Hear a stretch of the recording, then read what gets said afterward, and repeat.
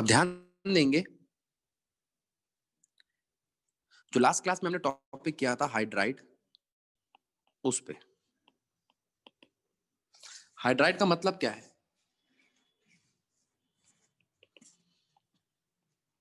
Compound of hydrogen. ये आसान नाम है, हाइड्रोजन के कंपाउंड्स।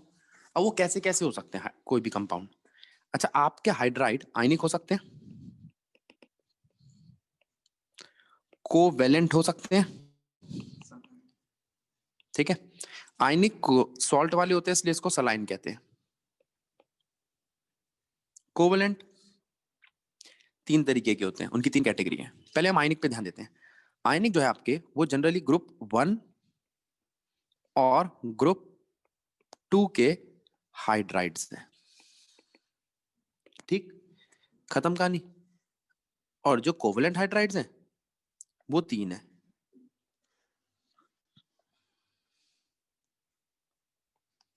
पहला, इलेक्ट्रॉन कमी वाले,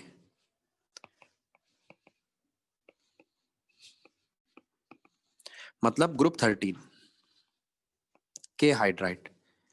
फिर इलेक्ट्रॉन प्रिसाइज, और फिर इलेक्ट्रॉन एफिशिएंट। इलेक्ट्रॉन प्रिसाइज मतलब ग्रुप 14 वाले, और इलेक्ट्रॉन एफिशिएंट मतलब ग्रुप 15, 16, 17। एक बात और याद रखो, इन्हें कहते हैं लोन पेयर वाले, ठीक। अब जरा इधर ध्यान देना। अगर मैं आपसे पूछूं ग्रुप 1 के,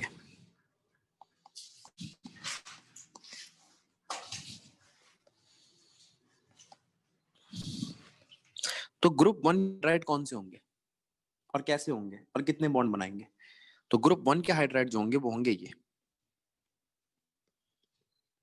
ग्रुप 1 पे हमेशा +1 चार्ज होता है, तो यहाँ पे जो आपका हाइड्रोजन होगा वो नेगेटिव चार्ज दिखाएगा और ई एच बनाएगा। ये हो सकते हैं लिथियम, सोडियम, पोटाशियम वगैरह वगैरह, ठीक है। अगर मैं इसका बॉन्ड बनाऊं तो वो कुछ ऐसा दिखेगा, ई एच। ई अपना इलेक्ट्रॉन दे रहा है इसलिए थोड़ा सा, इसलिए पॉजिटिव है, और एच उससे ले रहा है इसलिए नेगेटिव है, ठीक। खत्म कहानी।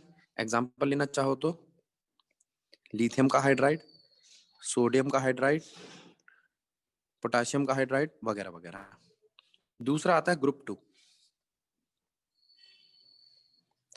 ग्रुप 2, इसमें आता है तुम्हारा बेरिलियम, मैग्नीशियम, कैल्शियम। ये कैसे हाइड्राइड बनाएगा? ये भी आयनिक हाइड्राइड बनाएगा, और यहाँ पे भी आपका हाइड्रोजन नेगेटिव ऑक्सीडेशन स्टेट के साथ होगा, लेकिन जो आपका एलिमेंट है वो +2 ऑक्सीडेशन स्टेट के साथ बैठा है, तो EH2 बनाएगा, ठीक है। ये वाला जो आपका एलिमेंट है, इसके पास 2 इलेक्ट्रॉन थे, दोनों के दोनों किसने छीन लिए? हाइड्रोजन ने। हाइड्रोजन के बस की क्या है? हाइड्रोजन के बस की कुछ नहीं है, ठीक है।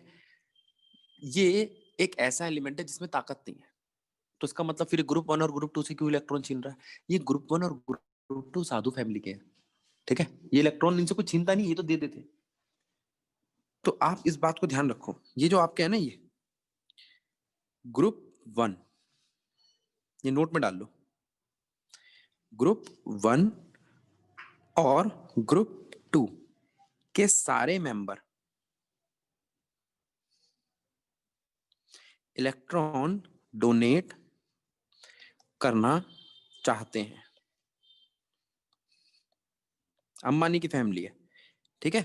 इसका मतलब ये नहीं कि हाइड्रोजन ताकतवर है, इसका मतलब ये कि वो दे रहे हैं इलेक्ट्रॉन। इसके बाद अब हाइड्रोजन हमेशा मांगता ही रहेगा, अब ये कभी लेने की पोजीशन में नहीं आएगा। देखते हैं ग्रुप 13। पहले तो नाम देखो, कोवेलेंट हाइड्राइड। कोवेलेंट का मतलब यही है। अब आप कहोगे जब ये कोवेलेंट हाइड्राइड क्यों बनाएगा भैया? क्या वो बाकी सब इसके 2 झापड़ मार के इलेक्ट्रॉन छीन नहीं सकते? छीन सकते हैं। हाइड्रोजन के बस की कुछ है? कुछ नहीं। लेकिन एक इलेक्ट्रॉन देने के बाद ये एटम ही नहीं रहेगा। हाइड्रोजन के पास एक ही इलेक्ट्रॉन है, ये भी दे दिया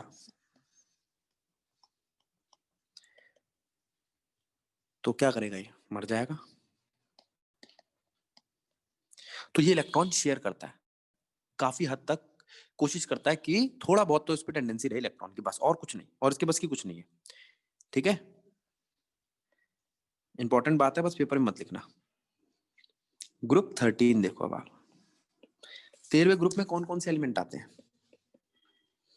बैंगन, आलू, गाजर, इन, थैला, ये ग्रुप याद रखना। ठीक है, और ई किसके साथ रिएक्ट करता है? हाइड्रोजन, और क्या बनाता है? EH3 +1 पे आ गया। सब इससे इलेक्ट्रॉन छीनेंगे, लेकिन ये है कैसा? 3 बॉन्ड वाला। 3 बॉन्ड वाला, मेरी बात सुनना सारे बच्चे, ये 3 बॉन्ड वाला है। इसका एग्जांपल लूं, BH3। अब आप कहोगे भैया BH3 के साथ क्या दिक्कत है? 6 इलेक्ट्रॉन है बोरोन के पास, कितना चाहता है? 8 इलेक्ट्रॉन डेफिशिएंट। तो ये हमेशा इलेक्ट्रॉन लेने के लिए बेताब रहेगा। एक मेरी बात सुनो, BH3, एल्यूमिनियम H3 वगैरह वगैरह, सबके सब इलेक्ट्रॉन डेफिशिएंट है। जो इलेक्ट्रॉन डेफिशिएंट होते हैं वो लुईस एसिड होते हैं। क्या होते हैं? इलेक्ट्रॉन लेने की टेंडेंसी। क्या याद रहेगा? इलेक्ट्रॉन जो लेना चाहता है वो लुईस एसिड है, जो इलेक्ट्रॉन देना चाहता है वो लुईस बेस है। अब जरा ध्यान दो, ये बात समझ में आई? तो ये अब ये कोशिश करेगा भैया कोई मिल जाए, इसे कोई नहीं मिला, तो इसने अपने जैसे ही एक और मॉलिक्यूल के साथ बॉन्ड बना लिया।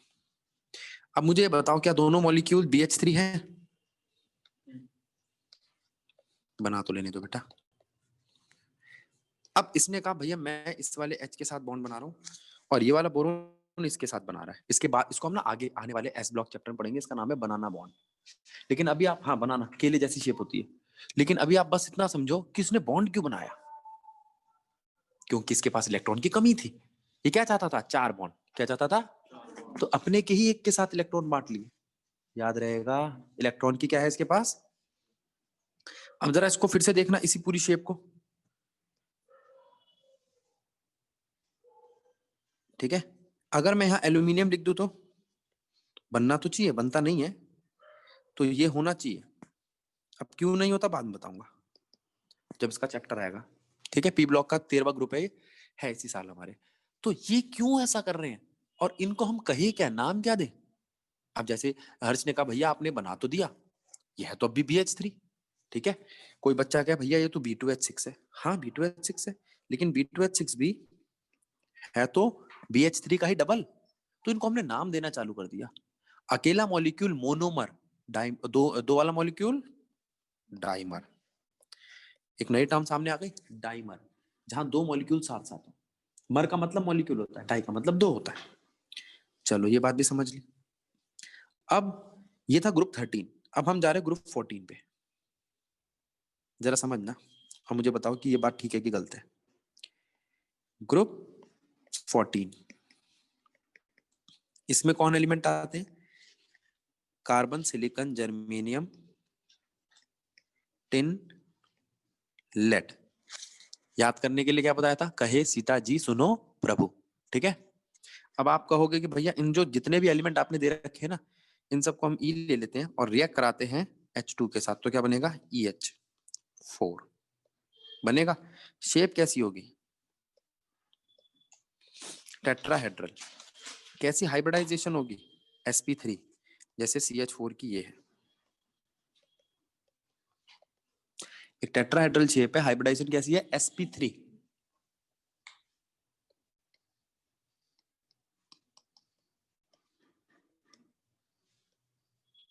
खत्म कहानी। अब मेरी बात सुनो, जो आपने टेट्राहेड्रल बनाया है जैसे CH4, SiH4, SnH4 वगैरह वगैरह, ये कैसे हैं? Electron precise. कैसे हैं? इलेक्ट्रॉन प्रिसाइज मतलब 8 इलेक्ट्रॉन सारे काम पे लगे हुए हैं।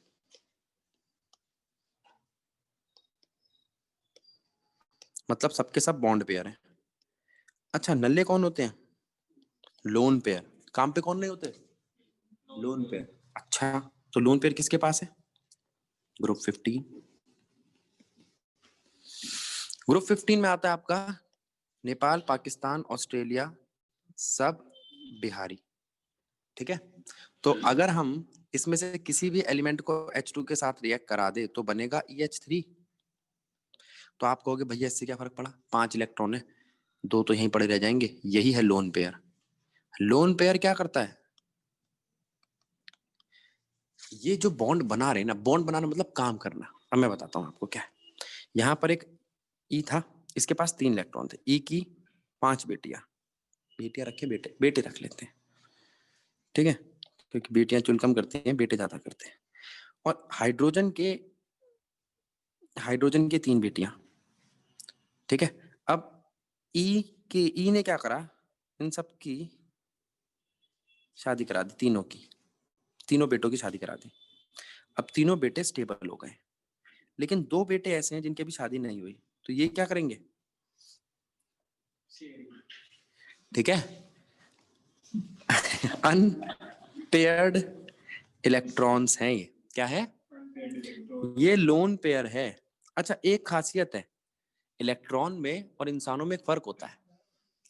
इंसानों में तो फिर भी होता है भाई कि अगर 2 इलेक्ट्रॉन है तो हमारे यहाँ नया रूल आ गया है, लेकिन इलेक्ट्रॉन इलेक्ट्रॉन के साथ शादी नहीं, ठीक है, तो हम इनको एक साथ नहीं करा सकते।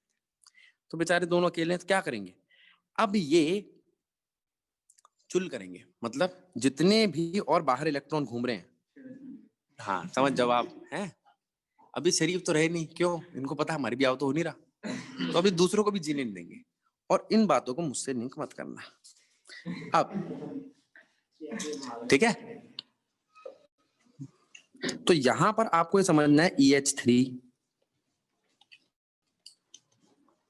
जिसको आप कह सकते हो NH3, उसके पास एक लोन पेयर है, ठीक है। लोन पेयर मतलब जो परेशान करेगा, ठीक है, स्टेबिलिटी नहीं देगा, या इसको ये देना चाहेगा, क्यों, अच्छा जो ये तुम्हारा नाइट्रोजन है, वही 5 बेटों का बाप, वो चाहता है ना इन दोनों की भी शादी हो जाए, तो ये कहीं ना कहीं सेट करना चाहेगा। अभी सेट करूंगा, देखना इनको,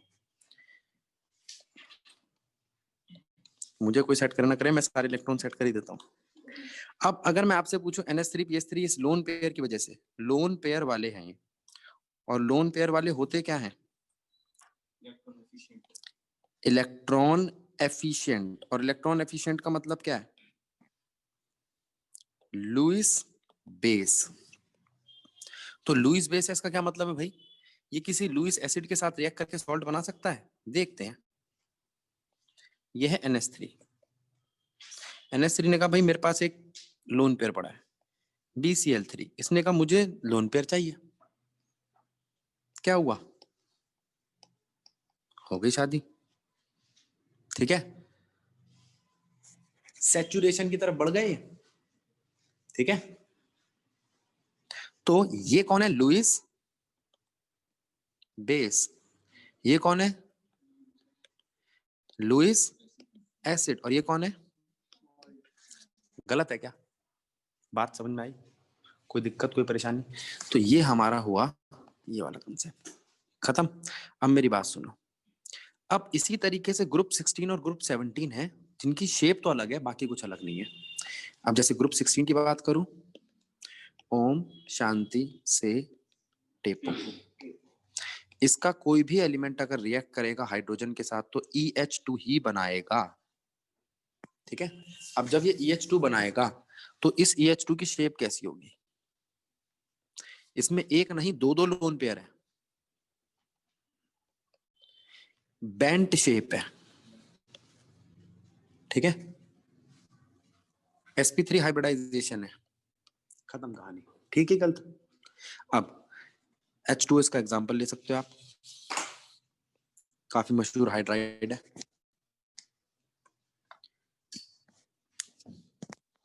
ठीक है।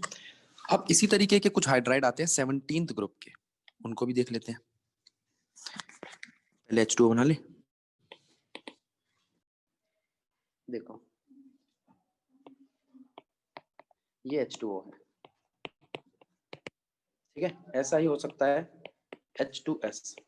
अब इसको हम अगले साल पढ़ेंगे 16th ग्रुप में, ये हाइड्राइड बहुत इंपॉर्टेंट है सारे, लेकिन अभी नहीं है, अगले साल आएंगे पी ब्लॉक में। अब बारी आती है ग्रुप 17। 17 ग्रुप में कौन आता है आपका? फ्लोरीन, क्लोरीन, ब्रोमीन, आयोडीन, यानी कि हेलोजेंस। ठीक है, याद करने के लिए फिर वही फिर कल बाहर आई आरती, ऐसे करके याद कर लेना। अब कोई आपसे पूछे ये एलिमेंट जो है ये अगर रिएक्ट करेगा H2 के साथ तो EH बनाएगा? हाँ जी बनाएगा। ये क्या है? हेलोजन के hydrides, HF, HCl, HBr, HI, सारे एसिड है, सारे एसिड है। ठीक है, तो यहाँ पर अच्छा ग्रुप 18 क्या रिएक्ट करेगा? हाइड्राइड नहीं बनाता।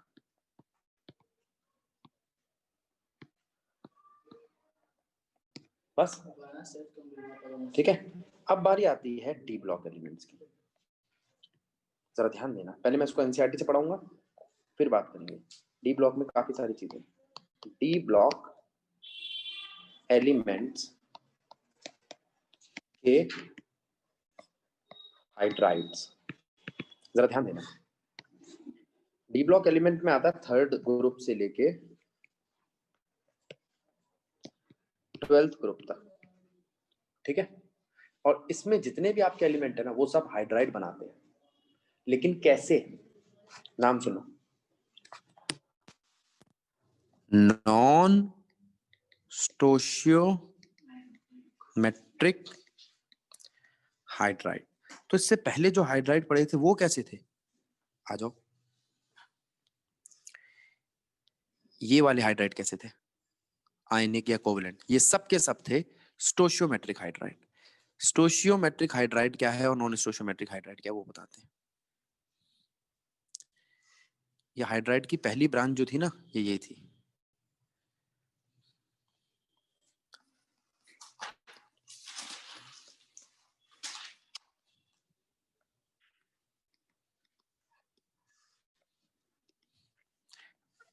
दूसरी कौन सी है?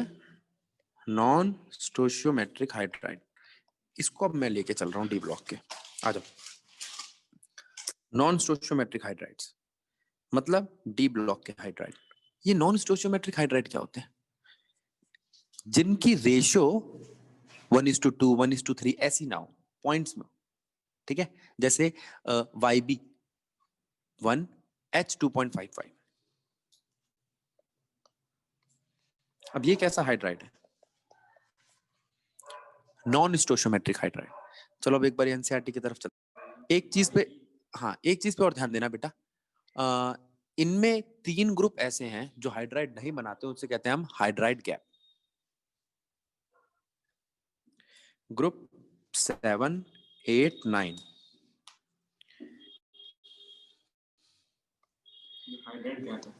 के एलिमेंट्स हाइड्राइड नहीं बनाते, ये याद रखना। ठीक है, ग्रुप 6 में सिर्फ क्रोमियम हाइड्राइड बनाता है। ठीक है, देखो बेटा ये रे मेटलिक क्यों? क्योंकि सारे मेटल्स हैं यहाँ पे, हैवी मेटल्स है वो भी। नॉन स्टोशियोमेट्रिक क्यों? क्योंकि इनकी रेशियो इंटीजर नंबर में नहीं होती। These are formed by many D block and F block, यानी कि ट्रांजिशन और inner transition elements. However, the metals of group 7, 8, 9 do not form hydride. ठीक है, even group 6 form only one hydride CRH, और इसी को हम क्या कहते हैं? Hydride gap. जो भी बताया ना वो नहीं बनाते, उसको हम क्या कहते हैं? Hydride gap. मैं लिख देता हूं यहाँ पे, पीछे ही बताया था। अब आगे देखते हैं। These hydrides conduct electricity, बड़ा इंपॉर्टेंट पॉइंट है। ये सारे हाइड्राइड कंडक्ट करते हैं इलेक्ट्रिसिटी।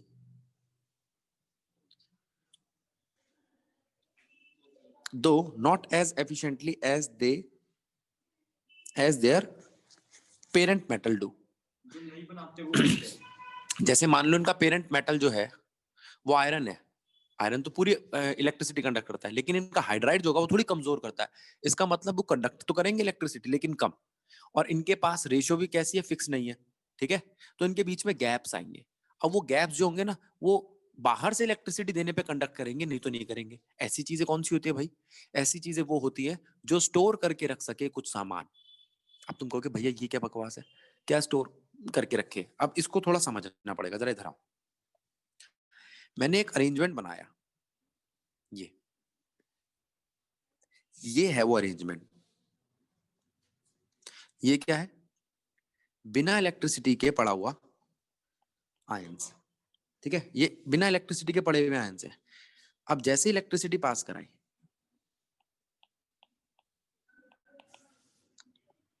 जैसे ही इलेक्ट्रिसिटी पास कराई, तो देखना क्या होगा।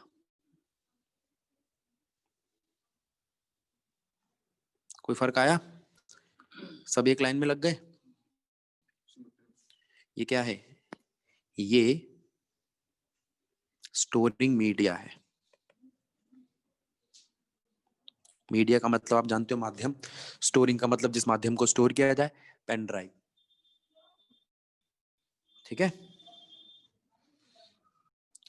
Unlike saline hydride, they are almost always non stoichiometric. आ गया वो वाला पॉइंट, ये स्टोशियोमेट्रिक नहीं होते। अनलाइक सलाइन हाइड्राइड, ये कभी स्टोशियोमेट्रिक नहीं होते। फॉर एग्जांपल, मैंने एक लिखा था YbH2.55, इसमें से कोई एक याद कर लो, मैंने तो ये याद कर रखा है। ठीक है, सारे थोड़ी याद करोगे। तो जैसे आपके सलाइन हाइड्राइड थे, वैसे डी ब्लॉक के हाइड्राइड स्टोशियोमेट्रिक नहीं होते। आगे, earlier it was thought that in these hydrides hydrogen occupied interstitial point होता है, एक पोजीशन होती है। मैं बताता हूँ कैसे। मान लो ये 4 आयरन है, 4 आयरन के मॉलिक्यूल्स है, तो इसे इंटरस्टिशियल होल कहते हैं। इंटरस्टिशियल होल या इंटरस्टिशियल साइट। ठीक है, जो बीच का गैप है। ठीक है, पहले माना जाता था कि बीच के गैप में बैठे हैं।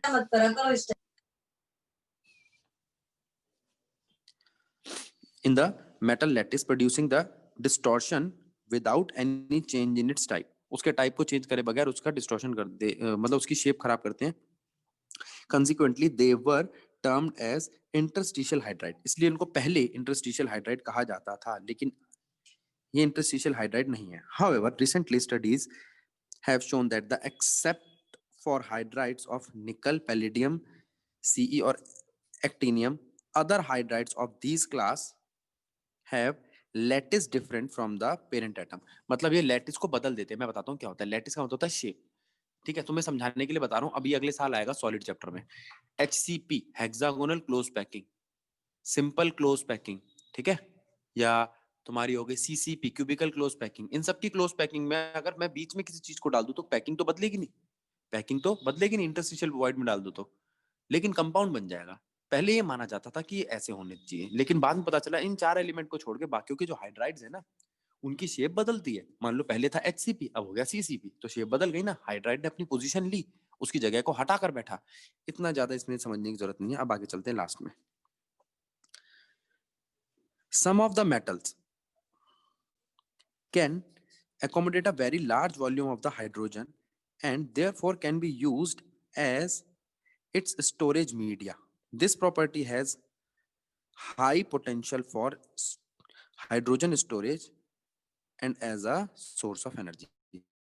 और ये जो आपका स्टोरेज है, ये हाइड्रोजन को स्टोर कर सकता है। अच्छा, ये वहां पे भी यूज किया जा सकता है जहां पे आपको hydrogen as a fuel use करना। ठीक है, आगे चलते हैं। अब जो अगली चीज आने वाली है, ये बहुत इंपॉर्टेंट है। इसका नाम है पानी, वाटर। बात करेंगे, जरा सुनना। हाइड्राइड खत्म। हाइड्राइड के बाद ये एक ऐसा हाइड्राइड है जो बहुत ज्यादा देखा जाता है। ह्यूमन बॉडी में 70% है। ठीक है, हमारे ब्लड में 90 to 95% है। हमारी अर्थ पे भी 66 से 70% के बीच का है, मतलब 2/3 हिस्सा अर्थ का पानी से भरा हुआ है, वगैरह वगैरह। A major part of all living organism is made up of water. Human body का वही 65 बोलता है, कुछ 70 बोलता है, और कुछ प्लांट्स का 95% तक। ठीक है, it is crucial compound for survival of all life form. सभी जिंदा लोगों के लिए बहुत इंपॉर्टेंट चीज है। It is a solvent of great importance. अब मतलब कई चीजों के लिए घुलने वाली चीज है, जिसमें चीजें जाके घुलती हैं। The disturbance of the water over the earth's surface is not uniform. Sorry, the distribution of water, जो डिस्ट्रीब्यूशन है पानी का वो पूरी अर्थ पे हर जगह यूनिफॉर्म नहीं है. कहीं पर पानी बहुत ज्यादा है, कहीं पे बिल्कुल भी नहीं है. हो गई ये एसएसटी पढ़ ली हमने पानी की. अब आगे बढ़ते हैं. ठीक है, ये टेबल पता नहीं किसी काम की है भी कि नहीं. ये कलरलेस होता है, टेस्टलेस होता है. ठीक है, और ये हम सबने देखा हुआ है, तो इतना ज्यादा इसके बारे में पढ़ना नहीं है. अनयूजुअल प्रॉपर्टी क्या है पानी की? ठीक है, solid, liquid, gas, in form में जब ये पाया जाता है तो ये एक अच्छी खासी मात्रा में हाइड्रोजन बॉन्डिंग बनाता है. ये सबसे इंपॉर्टेंट पॉइंट है. अगर आपसे कुछ भी पूछा जाए कि पानी ऐसा क्यों करता है, पानी वैसा क्यों करता है, तो सबका ज्यादातर जवाब intermolecular hydrogen bonding between H and O है. ठीक है, कुछ भी पूछे पानी स्कूटी क्यों चलाता है, तो आपको यही बोलना है क्योंकि उसके बीच में इंटरमोलिक्यूलर हाइड्रोजन बॉन्डिंग है. जितने भी आपको रीजनिंग क्वेश्चन आएंगे आपको पढ़ना ही नहीं है. पानी और क्यों देखो और नीचे लिख दो इंटरमोलिक्यूलर हाइड्रोजन बॉन्डिंग. ठीक है, मजाक कर रहा हूँ, ऐसा मत करना. दिस लीड्स टू, मतलब काफी हद तक ये काम करता है. दिस लीड्स टू, नंबर कटवाओगे. अब देखो कितने कितने क्वेश्चनों में रीजन बनेगा ये. जब पूछा जाए आपसे high freezing point, high boiling point, high heat of vaporization, high heat of fusion. ठीक है, सब कुछ इसका हाई है H2S और H2SE से. मैं अभी इसका एक कंपैरिजन करके दिखाऊंगा तो आपको बढ़िया लगेगा. In comparison to other liquids water has the higher specific, देखो सब कुछ इसका हाई है. थर्मल कंडक्टिविटी इसकी हाई है, सरफेस टेंशन इसकी हाई है.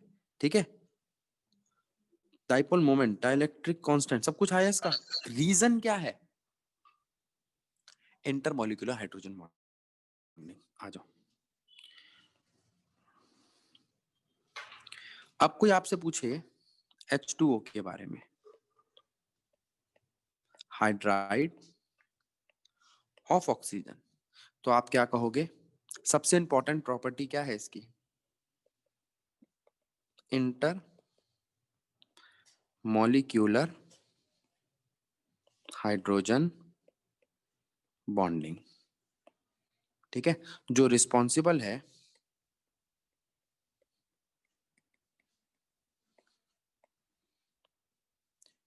High melting point, boiling point, specific density,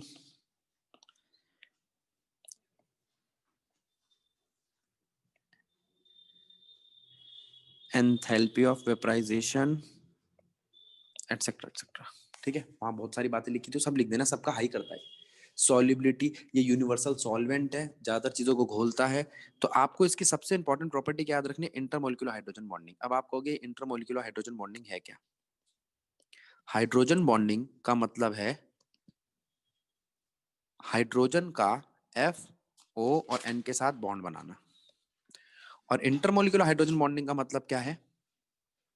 दो अलग अलग मॉलिक्यूल्स जो पहले से ही स्टेबल है, दो अलग अलग मॉलिक्यूल्स जो पहले से ही स्टेबल है, वो अगर बनाए एक नया बॉन्ड O और H के बीच में, तो वो बॉन्ड कहलाता है इंटर मॉलिक्यूल, तैयार मॉलिक्यूल थे, मॉलिक्यूलर हाइड्रोजन बॉन्डिंग. गलत बात है क्या? ठीक है, ऐसे कितनी लंबी चेन बना सकते हैं? काफी लंबी. अब मेरी बात सुनना, हमारे पास एलिमेंट कौन कौन से?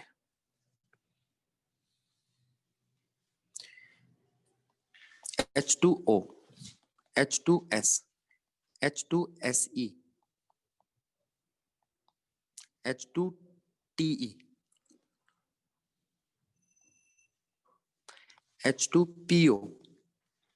ठीक है, नीचे जाते वक्त मास बढ़ रहा है, नीचे जाते वक्त वैन डर वाल फोर्स बढ़ रही है, मास पे डिपेंड करती है. नीचे जाते वक्त atomic mass increase, van der वाल फोर्स इंक्रीज. नीचे जाते वक्त melting point, boiling point, solubility, stability, enthalpy सब इंक्रीज कर रही है क्योंकि मास बढ़ रहा है. ठीक है, लेकिन फिर भी एक्सेप्शनली हाइड्रोजन सब कुछ ज्यादा रखता है H2O, क्योंकि due to intermolecular hydrogen bonding. तो हाइड्रोजन बॉन्डिंग की वजह से, अच्छा देखा जाए तो सबसे ऊपर है, इसको तो सब कुछ कम होना चाहिए इसका। कोई तुमसे पूछे H2O लिक्विड है जबकि H2S गैस, क्यों? Due to intermolecular hydrogen bonding, खत्म कहानी। अब तुम कहोगे भैया H2S को क्यों लिक्विड होना चाहिए? क्योंकि उसका मास ज्यादा है भाई, मास ज्यादा है तो उसका इंटरमोलिकुलर फोर्स ऑफ अट्रैक्शन ज्यादा होनी चाहिए। इंटरमोलिकुलर फोर्स ऑफ अट्रैक्शन ज्यादा होगी तो नजदीक आएगा, नजदीक आएगा तो लिक्विड बनेगा। लेकिन यहाँ पर लिक्विड कौन है? H2S। इसका मतलब इसके पास कोई फालतू की इंटरमोलिकुलर फोर्स ऑफ अट्रैक्शन है, और वो कौन है? Hydrogen bonding. अब मैं आपसे कह रहा हूं कि H2O सॉलिड और लिक्विड स्टेट में कैसा दिखाई देता है, ठीक है, और क्या इस फॉर्म में कहां से आता है, जरा ध्यान दो। ये चीज हम फिजिक्स में पढ़ चुके हैं, एक बार फिर से रिकैप कर रहे हैं केमिस्ट्री के हिसाब से, जरा ध्यान देना। H2O है लिक्विड,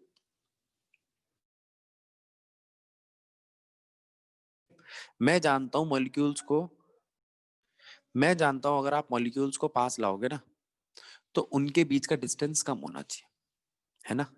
तो अगर कोई तुमसे पूछे यहां से लेके यहां आते वक्त क्या हुआ, वॉल्यूम डिक्रीज कर गया, ठीक है।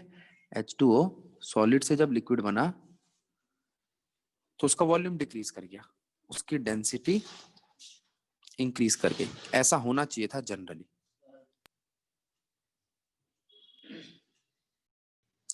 ऐसा होता है जनरली। लेकिन in case of hydrogen, hydrogen के H2O, H2O के केस में उल्टा होता है। वॉल्यूम H2O लिक्विड का कम होता है वॉल्यूम H2O सॉलिड से। मतलब आइस हल्की है, ओ सॉरी उल्टा लिख दिया, ज्यादा होता है। आइस हल्की है, और यहां पर मैं डेंसिटी लिखूं तो डेंसिटी H2O लिक्विड की ज्यादा होती है डेंसिटी H2O सॉलिड से। अब पूछा भाई ऐसा क्यों हुआ और ऐसा कब होता है, तो देखा हमने H2O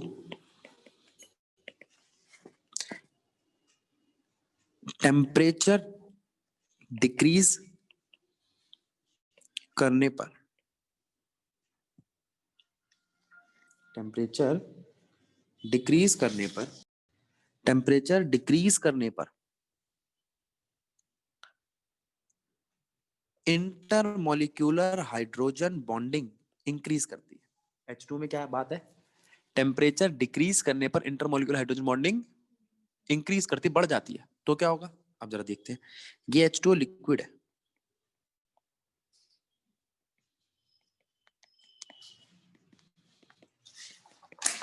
और ये इनकी हाइड्रोजन बॉन्डिंग, ठीक, सीधी लाइन है, कोई दिक्कत नहीं है। लेकिन ये कौन सा है, ये लिक्विड है। लेकिन सॉलिड में देखना क्या होगा,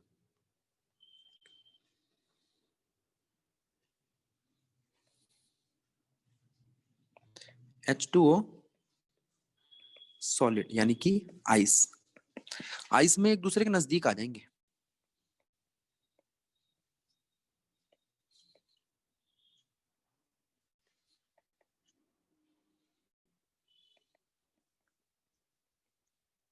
और कुछ ऐसी बॉन्डिंग बनाएंगे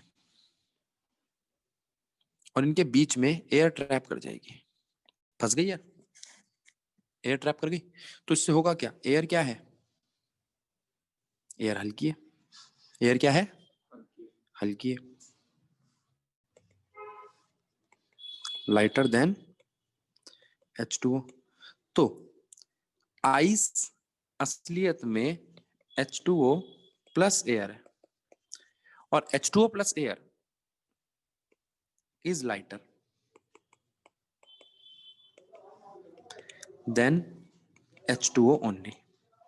अब आप कहोगे ऐसा होगा कब, कब एयर ट्रैप करेगी, टेम्परेचर कौन सा है वो, एयर वजन बढ़ाएगी, एयर हल्की होती है बेटा। इस कमरे में मैं सिर्फ वाटर के मॉलिक्यूल रखता हूँ, ठीक है। तो इस कमरे में वाटर के मॉलिक्यूल आते हैं 500। सुनिए क्वेश्चन को। लेकिन तुमने कहा नहीं भैया मैं इस कमरे में एयर भर रहा हूँ, तो एयर जब अपना वॉल्यूम लेगी तो 200 मॉलिक्यूल पानी के बाहर भी तो निकालेगी।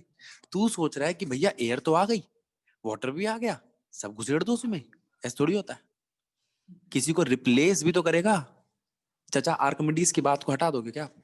उन्होंने ही तो कहा था कि जब कोई चीज आती है तो कोई चीज हटती है, तो बात तो माननी पड़ेगी।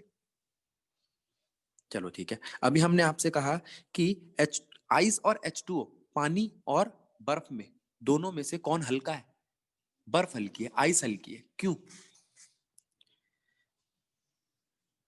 4 डिग्री सेल्सियस तक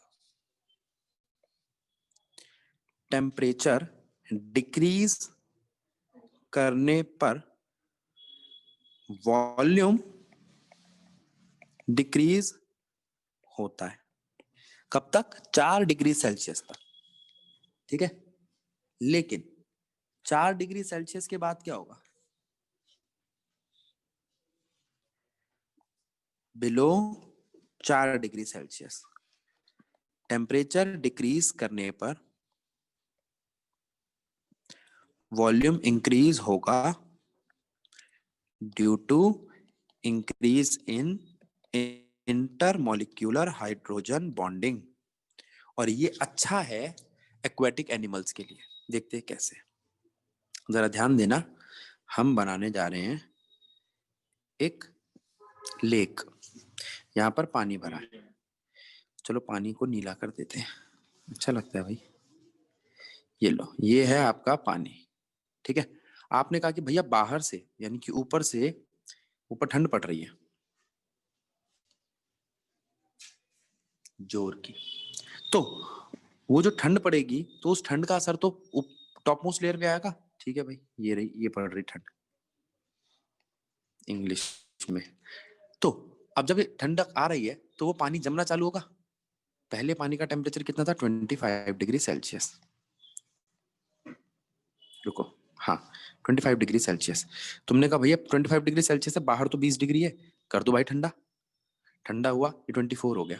24 ऊपर वाली लेयर हुई, वो भारी हो गई। कैसी हो गई? वो नीचे गिर गई। फिर धीरे धीरे धीरे धीरे नीचे गिरती रही, सारा का सारा पानी 24 डिग्री सेल्सियस का हो गया। फिर बाहर 20 डिग्री सेल्सियस था, धीरे धीरे करते करते सारा पानी 20 डिग्री सेल्सियस का हो गया। बाहर और ठंड पड़ी, ठंड बढ़ती जा रही है, 4 डिग्री सेल्सियस पे ठंड आ गई। यहाँ पर भी सारा का सारा लिक्विड 4 डिग्री सेल्सियस का हो चुका है धीरे धीरे, लेयर बाय लेयर।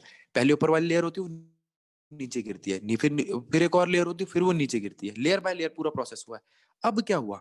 अब ऊपर हो गया 3 डिग्री सेल्सियस, ये रही है। और नीचे कैसी है? नीचे है 4 डिग्री सेल्सियस। लेकिन 4 डिग्री सेल्सियस सबसे भारी है, 3 डिग्री सेल्सियस तो इससे हल्का है। फिर तुमने कहा भैया और टेम्परेचर गिर गया 2 डिग्री सेल्सियस, तो भी यही ठंडा हुआ। 1 डिग्री सेल्सियस, तो भी यही ठंडा हुआ। 0 डिग्री सेल्सियस, बर्फ जम गई। लेकिन नीचे क्या है? 4 डिग्री सेल्सियस। ऊपर बर्फ जम गई है, पूरी एक शीट बन गई है बहुत मोटी, ठीक है। लेकिन नीचे अब भी पानी है। और ऐसा आपने देखा होगा, ठीक है। और कहीं नहीं तो एंटरटेनमेंट कुत्ते वाली पिक्चर थी, उसमें देखा, हाँ, कि वो बर्फ जमी होती है, उस कुत्ते को गिराया जाता है वगैरह वगैरह। वैसे मत गिराया करो कुत्तों को। तो अब वो बर्फ के नीचे पानी कितने डिग्री सेल्सियस पे? 4 डिग्री सेल्सियस पे। 4 डिग्री सेल्सियस पे जो पानी होता है ना, एक बात और सुनो, जितना टेम्परेचर कम होगा ना उतनी ऑक्सीजन और गैसेस ज्यादा घुलेंगी। तो एक एक्वेटिक एनिमल के लिए वो भी अच्छा है, उनके गिल्स और ज्यादा ऑक्सीजन एब्जॉर्ब करेंगे, तो वो जिंदा रहते हैं। और यहाँ पे जो आपकी मछली है, ठीक है, वो जिंदा रहेगी क्योंकि 4 डिग्री सेल्सियस पर ये फ्रीज नहीं होगी। फ्रीज हो गई तो मूवमेंट ही नहीं कर पाएंगे इसके, इसकी बॉडी के पार्ट्स, तो मर जाएगी। 4 डिग्री सेल्सियस पे जिंदा रहती है। तो ये नेचर की एक बहुत अच्छी चीज है कि उनको बचाने के लिए उन्होंने क्या करा कि नीचे का पानी फ्रीज नहीं होता, चाहे बाहर 20 डिग्री सेल्सियस भी क्यों ना हो, इनके लिए बढ़िया रहेगा, ठीक है। फ्री का हीटर लगा हुआ है, समझ आया? अब इसको ग्राफिकली बनाना हो तो वैसे मैंने फिजिक्स में बता रखा है, एक बार फिर बना देता हूँ, ठीक है, क्योंकि मुझे उम्मीद है आपको याद तो कुछ होगा नहीं। देखो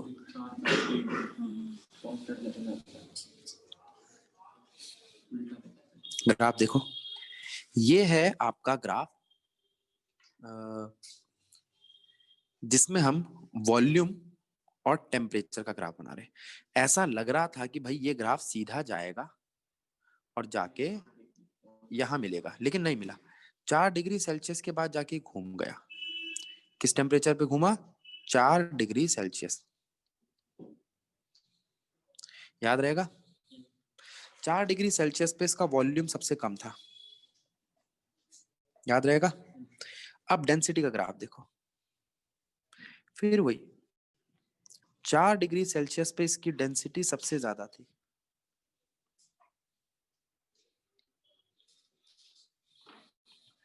ठीक है, 4 डिग्री सेल्सियस पे डेंसिटी सबसे ज्यादा थी, वॉल्यूम सबसे कम था। ठीक है, बात समझ में आई? तो बाकी सब चीजें जम जाती। ये देख लो ना, ये किसने बताया था हमें? कौन था जिसने कहा था कि volume is directly proportional to temperature? Charles. Charles ने कहा था कि भैया अगर वॉल्यूम और टेम्परेचर का ग्राफ हो तो ऐसा हो। बोला था ये वाइट वाली लाइन, लेकिन वाटर का कैसा होता है? ऐसा। ठीक है, क्या है ये? आम जिंदगी। और ये मेंटोस। हाँ मतलब समझ जाओ। तो बात समझ में आ गई? ब्लू वाला पानी का है, और ऐसा किस वजह से हुआ? Intermolecular hydrogen bonding. एनसीईआरटी को भी देख लेते हैं, आ जाओ। देखो,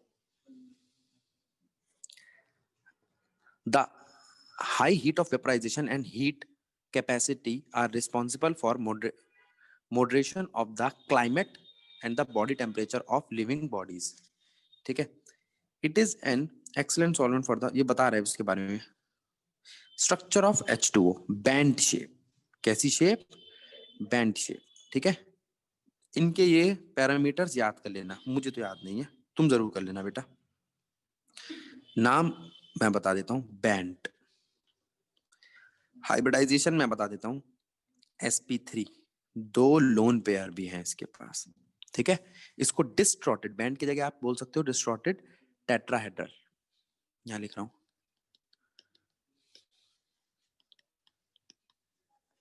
टेट्राहेड्रल की शेप खराब कर दी किसने? लोन पेयर ने। मैंने बताया था लोन पेयर का काम ही यही है। आइस का ये स्ट्रक्चर बहुत इंपॉर्टेंट है, पेपर में नहीं आएगा। ठीक है, हमसे ही नहीं बनता, तुमसे क्या बनेगा? बस मेन मतलब समझ लेना।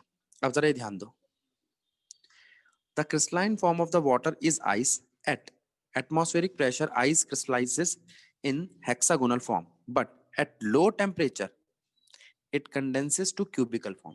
भाई बहुत लो टेम्परेचर पे क्यूबिकल फॉर्म में आ जाती है, और वैसे ये हेक्सागोनल फॉर्म में रहती है। मैं बताता हूँ आपको, 2 तरीके की आइस होती है। एक तो फोक की आइस होती है। ठीक है, जैसे मान लो क्या नाम है, हर्ष। हर्ष ने देखा कि शिवम ना मनाली गया हुआ है। मनाली होता है, मलानी क्या होता है जो, मनाली गया हुआ है और घूमने गया है, और वहां पे ये इसके दोस्त वही दिखाते ना फेसबुक वगैरह पे, वो बर्फ का गोला दे दे के मार रहे हैं। अब शिवम को गुस्सा आया, देख तो लिया शिवम ने, लेकिन अंदर से तो, हाँ हर्ष ने कहा कि भैया ये तो खेल रहा है। हर्ष ने फोन लगा दिया दीपक को, कहा हम भी खेलेंगे, और दीपक को घर बुला लिया, और इसने घर पे बर्फ जमा ली और दीपक की दे मारी। दीपक का सर खुल गया। क्यों? क्योंकि वो वाली बर्फ जो थी वो क्यूबिकल थी, वो कंडेंस्ड फॉर्म थी। ठीक है, अब दीपक जाता ही नहीं उसके घर, क्या पागल है। तो अगर इसको पता होता है कंडेंस फॉर्म में और खुली फॉर्म में क्या फर्क है, तो ऐसी हरकत करता। अब तुमने कहा भैया वो कंडेंस फॉर्म को खुली फॉर्म में कैसे करें? उसमें क्या होता है? एयर होती है। क्या होती है? ठीक है, अब वो करने के लिए क्या करोगे? आपने गोले वाला देखा है, वो घिस घिस के उसको आइस को बहुत सारी कर देता है। वो कंडेंस फॉर्म से क्या बन जाती है? फिर से थोड़ी सी एयर आ जाती है उसके बीच में, और अगर उसको दबाता है, वो प्रेस करता है, तो फिर वो दोबारा कंडेंस होने लगता है ना। समझ में आ रहा है? ऐसा वो क्यों करता है? अब आप कहोगे कि भैया गोले वाला ऐसा क्यों करता है? पहुंच जाओ फिजिक्स में, जिससे उसमें छेद बन जाए, कैपिलरी एक्शन हो। जो नीचे वो डालता है ना, काला खट्टा, नीला खट्टा, पीला खट्टा, वो सब उसके अंदर सक हो सके। ठीक है, एब्जॉर्ब करने के लिए। हाँ, गोले वाले ने भी साइंस करी है। अब दूसरी बात, density of ice is less than that of water, therefore an ice cube floats on water. अब इनमें से कोई भी क्वेश्चन बन सकता है। In winter season ice formed on the surface of lake provide thermal insulation which ensures the survival of aquatic life। ठीक है, this fact is of great ecological significance. बात याद रहेगी। तो ये सारी बातें कर ली अब हमने। अब ये प्रॉपर्टीज हम कई बार पढ़ चुके हैं। देखो, पानी एम्फोटेरिक नेचर का है, H2O एसिडिक और बेसिक दोनों है। अब मेरी बात सुनना, यहां पर ये बेस है, ये क्या है? तो इस वक्त H2O क्या है? एसिड। ये एसिड है, तो इस वक्त H2O क्या है? बेस। ठीक है, H2O एसिडिक और बेसिक दोनों रोल प्ले करता है, और जो दोनों रोल प्ले करता है वो एम्फोटेरिक होता है। एम्फोटेरिक का मतलब acidic as well as basic.